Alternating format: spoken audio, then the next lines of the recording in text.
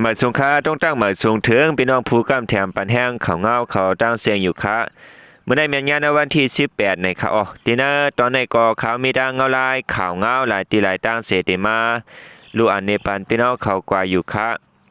อันตั้งสุนแนวขามาถ่อมด้วยข่าวเงาเกี่ยวเลยลองสายซึกแถมแห้งซึกมันตมา77อันไปถึงเวียงกัดฉานั้นถูกตะป้องสู้แข่งตื้อยื้อไหลลูกตาย34ก้อนในค่ะภายสื่อข่าวเคียงออกในไว้ว่าสายซึกแถมแห้งตมา77อันไปถึงเวียงกัดฉานั้นถูกตะป้องสู้แข่งลึบตึกลูกตายตั้งน้ำในวันที่15และวันที่16ปนมาในตะป้องสู้แข่งลึบตึกสายซึกมันตมา77อันแห้งก้นเขามี1ปาก50ก็อันลูกตีเวียงกัด3มุ่งหน้าสู่เวียงอินต่อนั้นเสลูกตาย40ก็ถูกติ้งยับเลย30ก็เสียมไหลเครื่องเย็บกองกลางตั้งน้ำในยาวว่าเสถูกตื้อยาวสายซึ่งมานั้นขึ้นไปสู่เวียงกัดชาแลถูกตะป้องสู่แข่งเขาลึบตึกแทงในวันที่17เมื่อวานในก่อจุ่มหมป้องแข่งติ้งยับเลยแทงซึ่งมันนั่นยอม4ก็เหมือนกันเหลือฉะนั้นสืบตึกกวาดล่างซึ่งมันเจออันเกิดฉะนั้นอยู่ในคาภายแข่งออกในไว้ว่าเมื่อสายซึ่งมันแตกยายกันเสมุนาสู่เวียงกัดชาแลติ้งยับเลยแทง4ก็ของทั้งหมดติ้งยับเลย34ก็ตึกสืบลืมล้ำกวาดล่างนาลินแทงอยู่วันในคาในก็เป็นเงาลายข่าวเงาเกี่ยวได้ลองว่าซึกขางแข็งและจุ่มตะปองสู่เขาหรือตึกซึกมาในคาเหมือนเจ้าหนังที่หน้าเมืองขางในก็ซึ่งมันเอาไพ่จุดเผาแปดจ้องพระคริยันอันกึกปืนในเวียงมันเหมาะวันไหนดับซึกขางแข็งและจุ่มหอมป้องหลอดตึกดีดับซึ่งมันจะกระคาดเศร้าเอ็ดหาวแห้งอยู่เสียอยู่ดีของสีซึ่งมันซ้ำเอาไพ่จุดเผาแปดจ้องพระคริยันที่หน้าเวียงมันเหมาะวันในคา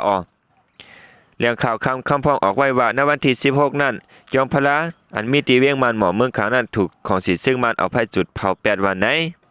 ก้นเมืองปืนตีก้อน1ลายในติสื่อข่าวอาดับว่าซึ่งมันเขาก็มาจุดเผากำเหลียวยาวคาหิมเจ้านั้นมีห้องเฮียนจันสูงอัฐกาแลเดจเมื่อเรือนทวน2ปี2020หามาในห้องเฮียนเจ้าหมุนเจ้าอันมีแนววางเจ้าพระธรรมยงจากกว่าเขาไพ่จุดเผา8หมดกึดเจ้าหลงหลังเหลียวก็ถึงมาในวันที่16นั้นก็เขามาจุดเผาแปดยาวอำเกิดสังยาวขะวันไหนจ้องพระคริยันหลังในเตมาเมื่อปีเห็นเก่าปาก58นั้นเสียเลยว่าเป็นจ้องสื่อเสียงลือหลังเนื้อเวียงมันหมออันนึงในคาตอนตาเตซิมเอาไลเวียงมันหมอนั้นซึกขางแข็งและเตโทษซึกจะเมื่อวันที่4เดือนธันวาคม12ปี2024มาหันต่อถึงย่ามเหลียวก็อำไปซิมไลวันในคาหรือในก้อยมก้าวคามาถอมได้แทงข่าวเงาในเมืองไต้ปอจานขนอเกี่ยวได้ลองไพ่ไม่กาดเวียงนำจางในคาในวันที่17เดือน4รอง4ค่ำในขนอกคนเมืองปืนตีลาดว่าไพ่ไม่กาดเวียงนำจางติดจำไม่มาเมื่อข้าวยาม10มองปลาย3มันเน็ตถึงมา11มองปลาย57มันเน็ตจังกวยหมดครับย้อนไพ่พาสอดเสจังไรไม่ในยาว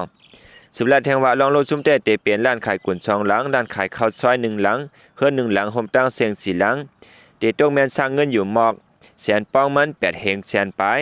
ตั้งผายจุ่มเข็บไพ่ก่อกว่าจอยแถมอยู่แล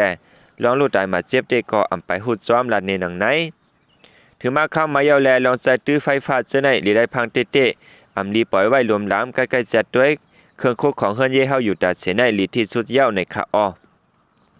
นั่นก็เป็นเงาลายข่าวเงาเกี่ยวได้ลองไพ่ไม้ตีน้ำจางในคะเนาะคา10เซนแนวคามาถอมได้แทงข่าวเงาเกี่ยวได้ลองพงจุ่มแก้เพียนอันลูกตีเนอร์นาลินกุ้มกำว่าเศษส่งเข้าเนอร์นาลินซึกเก่ากลางนั้นถูกซื้อว่าเขาติงยอด8ติกิกลานผ่องเสกโหปางในคาสื่อข่าวเสียงก้นหนุ่มว่าออกในไว้ว่าพงอันจุ่มแก้เพียนเขาต่อมาตีเนอร์นาลินกุ้มกำว่าเศษเดส่งเข้ากว่าตีเนอร์นาลินซึกเก่ากลางเขานั้นถูกซื้อว่าเขาติงยอดไว้วันไหนแล้วในภายกดทัดซื้อว่าเขาทัดหันมือเนอเรือนทวน3วงอ่อนตั้งสุดนั้นในคาก้อนนั้นหูจ้อมลงในก้อนหนึ่งก้อนลาดนี่ว่าไม้ก้านถูกตียอบไรนั่นเปลี่ยนไม้ก้าก้นหลงว่าออกกำน้ำเตกอเตรียมสุญยอบไรไม้ก้าก้นหลงว่ากำน้ำเตมีศูนย์ตั้งหน้า2ตัวอำนั้นก็หน้ากลาง3ตัวจะในออมือเหลียวซ้ำถูกกดทัดแลเสียมไรพงอำย่อมหมอกปากปลายวันไหนสิบลาแทงว่าทางเปลี่ยนก้าก้นหลงว่าอยู่ใกล้กะก้อนนั้นมาจอมการนั้นซ้ำเปลี่ยนเจ้าเขตในยาวที่โหปังนั้นว่ามีข่าวว่ายอมไรจุ่มแก้เพียนยาวหมังเจอในรอนการค่ายกว่าตั้งทุ่งเกาก้างอำนั้นตั้งกินสวยเหาะเหล่ากายลาเซียวเจอในคา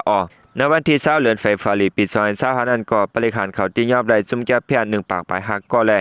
โคของใจตื้อในเวียงโหปังนั้นแลย้อนข่าวในเสเหตุก้นเหตุการณ์แก้เพียนเขาที่นำตึกหวังเจออ่อนกันป้ายในคาหรือเสนก้อยมก้าขันนอเขาคามาถอมได้แทงข่าวเงาเกี่ยวได้ลองซึ่งมันออกข่าวว่าที่ยอมไรโคกุนอนำจอมตะลานั้นมีสร้างเงินแสนหอมมัน20,000ในคา ในวันที่13และวันที่14ในซึ่งมันติงยอบไลโคกุนเสื้อต่อต่างเข้าเมืองลอยอ่ำจอมตะละนาเวียงเหลือเมืองยางเผือกเมืองมอนและเตึงเอลาวาติแต่สร้างเงินมาแสนป้องมัน 20,000 ปลายในออกข่าวกันในวันที่16นั้นหนังในเมื่อวันที่13ในซึ่งมันติงยอบไลโคกุน60เมียวปลายเหนือ98ล้ำอนามีไว้กำแถมหับห้องสังหิมหงจากป้าอ่านเมืองยางเผือกเหลือเสนาจอมหลานกดทัดในเมืองมอนเตึงเอลาวาติและเตึงเวียงเหลือในก่อติงยอบไลแทงโคขอนใจที่ไหลไม่เสียงเขียวจะในมีไว้หับห้องเหมือนกันเจ้าก้าเวียงเหลือตวนตีก่อน1ล้านว่าเมื่อเหลียวจอมหลานซึ่งมันเขากดทัดแห้งหนาโคกุนอันซิมานั้นป้อมมีไว้หับห้องเขาซิมเอากำเหลียวการกวาดล้างโคกุนอมจอมเปิงนั้นน่าเหลือในมากไว้ซึ่งมันปันเงินเจอปันข่าวซึ่งมันนั้นคันโคกุน1ปากแล้วไหลสู้20%ในคาออน่าเหลือไฟฟอรีปี2025ในก่อซึ่งมันออกข่าวว่าปัดปืนจึงเมืองแล้วตั้งพิษการตรวจส่งตา96อามูเสติยอบไลป้าโคกนอันมีสร้างเงิน5,493,000เฮง2ปาก24ล้านแก็บในคาออในก็เป็นข่าวเงาจะได้ลองว่าซึ่งมันเขาติยอบไลโคกนอันนำจอมตะลาตั้งนำตั้งลายในคาออเหลือสิได้ก็ยำก้าคันเฮาขามาด้วยเงาลายข่าวเงาจะได้ลองในวันที่15เดือน4ลอง2คำในข่าวผู้เป้าลงของเสียวขึ้นซึ่งใต้แตบซึกซึ่งใต้จอมซึกลงยอดซึกและผู้ป้องกันซึก RCSSอย่างหัวเป้า2จอมหันครึ่งเงินอีกตั้งผู้ใหญ่ก้นหลวงก็ซึกก็หันปอเมก้นเมืองโฮมการหลุดตั้งยันนำหนทางพระก่อเมืองติวัดโฮมเย็นลอยจากต่อนองพาเจเวงโขล้ำจึงไต้ปอจานจอมหนังเฮาคาหันอยู่ที่หน้าแคบหางในคาออเหลือเสนั้นก็ตับซึกจึงใต้ RCSS ตับจุ้ม727ปืดปานสอนการซึกหมากแทงจุบ1ในคาออในก็เป็นเงาลายข่าวเงาลองตรง1ซึก RCSS ในคาเนาะ